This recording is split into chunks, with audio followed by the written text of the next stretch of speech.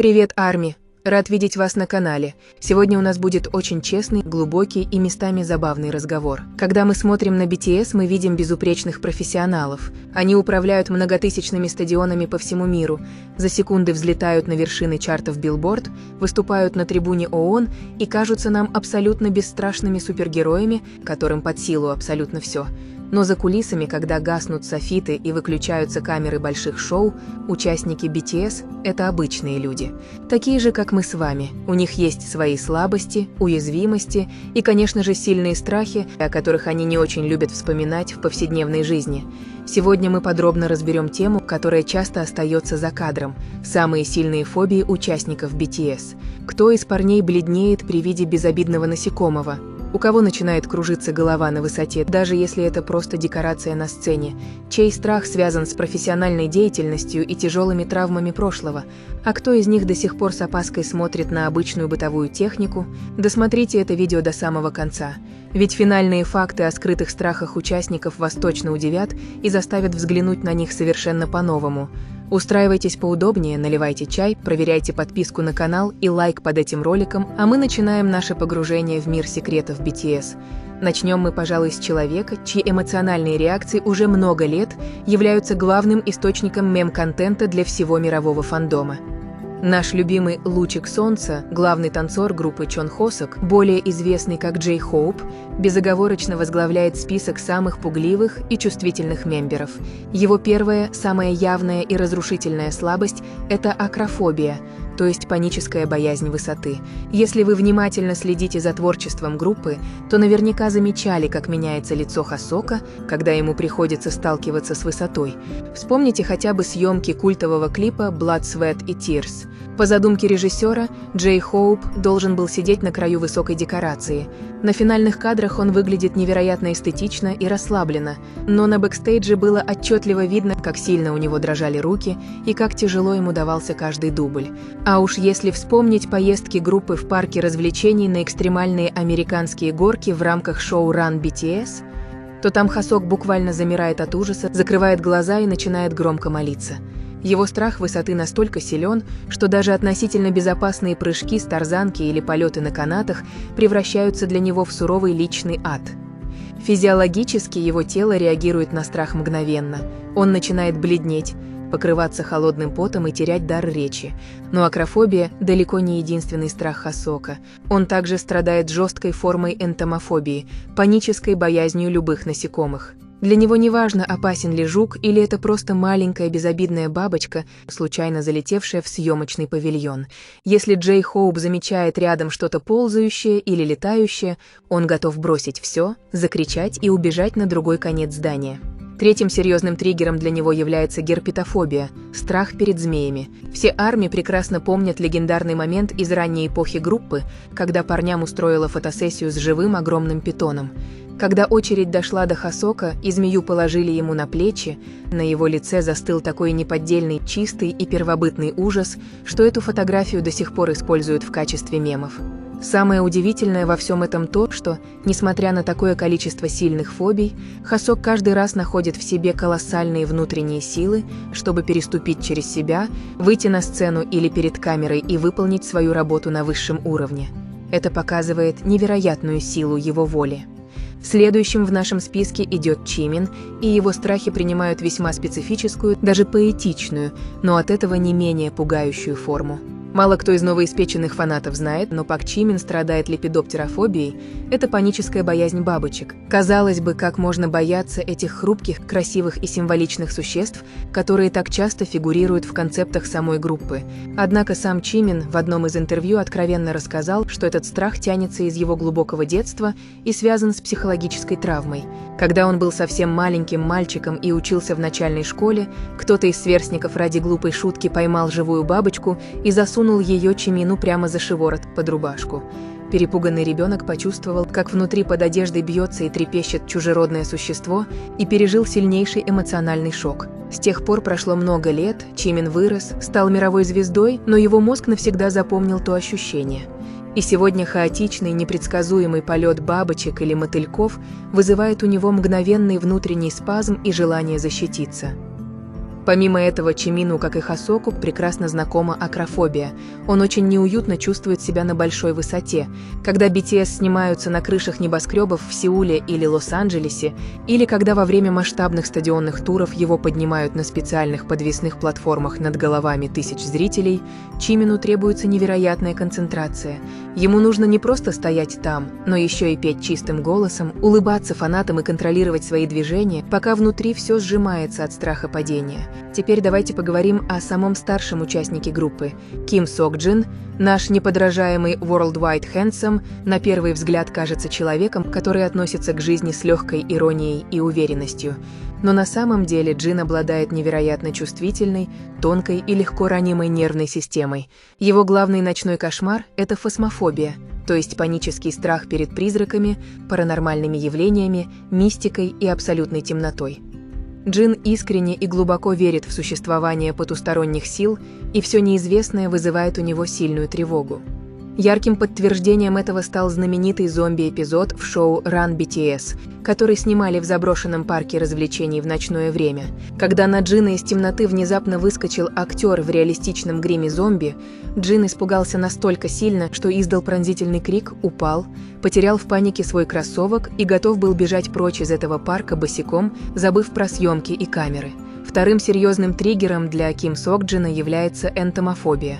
Как и его коллеги по группе, он терпеть не может жуков. Если во время съемок на природе на одежду Джина приземляется какое-то насекомое, площадка мгновенно оглашается его фирменным, оглушительным ультразвуковым криком, который фанаты ласково называют криком Джина.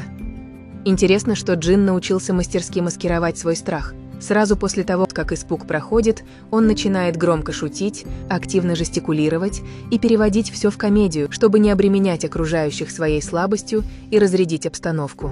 Мин Юнги, выступающий под псевдонимами Шуга и Агуст Ди, всегда производит на публику впечатление самого спокойного, холодного, уравновешенного и даже немного безразличного человека. Кажется, что этого парня невозможно удивить или напугать ничем в этой жизни. Однако это глубокое заблуждение. Страхи Юнги лежат гораздо глубже, они носят психологический, экзистенциальный и профессиональный характер. Во-первых, у Шуги отчетливо проявляются признаки лигерофобии – это боязнь громких, резких и внезапных звуков. Если вы внимательно пересмотрите записи их совместных выступлений или премий, то заметите, как сильно Юнги вздрагивает, когда на сцене неожиданно срабатывают пиротехнические пушки, взрываются праздничные петарды или с грохотом вылетают конфетти. Этот страх имеет физиологическую основу. Юнги с юности проводит по 12-14 часов в сутки в наушниках, занимаясь написанием, сведением и продюсированием музыки. Его слуховой аппарат невероятно чувствителен к любым изменениям частоты громкости, поэтому резкие звуковые удары воспринимаются его нервной системой как реальная физическая угроза. Во-вторых, Юнги долгие годы боролся со своими внутренними экзистенциальными фобиями. В текстах своих сольных альбомов он честно и без прикрас рассказывал о том, как в начале пути его преследовал панический страх перед будущим, страх бедности, одиночества и того, что его музыкальное видение останется непризнанным, а сам он окажется на обочине жизни. Его фобии – это ментальные демоны, порожденные тяжелым прошлым и депрессией, но прекраснее всего то, что Юнги нашел самый лучший способ борьбы с ними. Он сублимирует свои страхи в глубокие, честные и терапевтические треки, которые в итоге помогают справляться со страхами миллионам людей по всему миру. Наш мудрый лидер Ким Намджун, он же РМ, это человек с феноменальным интеллектом, который может без подготовки вести философские беседы и уверенно держать речь от лица всей группы перед мировыми политическими лидерами. Казалось бы, какие фобии могут быть у человека такого масштаба? На самом деле Намджун прошел через тяжелую борьбу со скрытой формой глоссофобии, страхом публичных выступлений. В это сложно поверить, глядя на его сегодняшнюю уверенность, но в первые годы глобального успеха BTS, когда группа только начала выходить на американский и европейский рынки, Намджун испытывал колоссальный удушающий стресс. Будучи единственным участником, свободно говорящим по-английски, он нес на своих плечах титаническую ответственность. Одно его неверно переведенное или неточно сказанное слово могло спровоцировать международный скандал и разрушить репутацию всей группы. Намджун признавался, что перед важными интервью на американском телевидении у него перехватывало дыхание и начинались панические атаки от осознания масштаба этой ответственности. Кроме того, Намджуну близка ателофобия – страх несовершенства, страх сделать ошибку или что-то испортить. Все мы знаем старый добрый мем про Намджуна как бога разрушения из-за его природной неуклюжести. Он постоянно что-то роняет, ломает, теряет паспорта или случайно рвет одежду. И Намджун рассказывал, что из-за этой особенности он испытывает внутреннюю фобию случайно повредить дорогое съемочное оборудование, сломать важный реквизит или своим неосторожным движением сорвать рабочий процесс и подвести команду, которую он так сильно любит и оберегает. Теперь давайте перейдем к младшим участникам, так называемому Макне Лайну, а именно к Ким Тэхёну и Чон Чонгуку. Эти парни часто кажутся зрителям абсолютно бесшабашными, смелыми и готовыми на любые авантюры, но и у них есть свои скрытые триггеры. Ким Тэхён, известный как Ви, страдает от умеренной формы акрофобии. Он очень не любит находиться на краю открытых высотных площадок без надежной опоры. На съемках различных шоу или фотосессий, когда парням нужно стоять на вершине горы или на крыше здания, Тэхён часто инстинктивно ищет поддержку и просит кого-то из мемберов подержать его за руку или встать рядом, чтобы поймать баланс. Он также категорически избегает экстремальных аттракционов, связанных с эффектом свободного падения, так как это ощущение вызывает у него сильный дискомфорт. А вот история золотого Макне, Чон Чонгука, это самый настоящий парадокс, который вызывает улыбку и умиление. Чонгук сам признавался, что в детстве панически боялся обычных микроволновых печей. Будучи маленьким мальчиком, он со страхом наблюдал за тем, как внутри этой коробки что-то гудит, светится и крутится. В его детском воображении закрепилась стойкая мысль, что микроволновка – это опасное устройство, которое может взорваться в любую секунду во время работы. Даже став взрослым, сильным мужчиной, Чонгук иногда ловит себя на мысли, что с легким опасением посматривает на работающую бытовую технику. Кроме того, Чонгук очень не любит пауков и некоторых специфических жуков, которые издают резкие запахи при защите. Разбирая все эти страхи, мы неизбежно приходим к самому главному вопросу. Что же делает BTS не просто успешным коммерческим проектом, а по-настоящему великой, культовой и сплоченной группой, аналогов которой нет в мире? Ответ кроется в том, как именно эти 7 парней относятся к фобиям друг друга. Если вы посмотрите любое их реалити-шоу, будь то Run BTS, In the Soup или Bon Voyage, вы заметите одну потрясающую деталь. Мемберы никогда, ни при каких обстоятельствах не высмеивают страхи друг друга всерьез. Когда Хосок бледнеет от ужаса перед прыжком с высоты, парни не начинают подшучивать над его трусостью. Напротив, они собираются вокруг него, начинают громко скандировать его имя, кричать слова поддержки, держать за руки и уверять, что все будет хорошо. А сразу после того, как испытание пройдено, они первыми бегут к нему навстречу, чтобы крепко обнять, укутать в плед и похвалить за смелость. Если Чимин пугается насекомого, Намджун или Джин тут же спокойно убирают его в сторону, не привлекая лишнего внимания. Если Шуга вздрагивает от салюта, стоящий рядом мембер может аккуратно прикрыть его плечом или взять за руку. Эта удивительная химия, искренняя эмпатия и абсолютная взаимовыручка показывают нам, что иметь фобии – это не повод для стыда, это не признак слабости или ущербности. Страхи есть у каждого из нас. Но любая, даже самая сильная фобия становится преодолимой, если рядом с тобой находятся правильные, любящие, понимающие и готовые поддержать в любую секунду люди. Парни своим примером учат нас принимать свои уязвимости и помогать справляться с ними тем, кто нам дорог. Все эти факты о фобиях участников BTS в очередной раз доказывают нам одну простую, но очень важную истину. Идеальных, глянцевых людей, лишенных страхов и изъянов, просто не существует в природе. И это на самом деле прекрасно, ведь именно такие чисто земные человеческие детали – страх перед жуками, боязнь высоты, детские опасения перед микроволновками или переживания из-за публичных выступлений – делают всемирно известных, недосягаемых айдолов гораздо ближе, понятнее и роднее для нас, обычных фанатов. Мы видим, что за грандиозным успехом и миллионными продажами скрываются точно такие же души, которые точно так же волнуются, боятся и преодолевают себя каждый день. И это вдохновляет нас бороться с нашими собственными страхами. Напишите обязательно в комментариях, чья фобия из участников BTS удивила вас больше всего.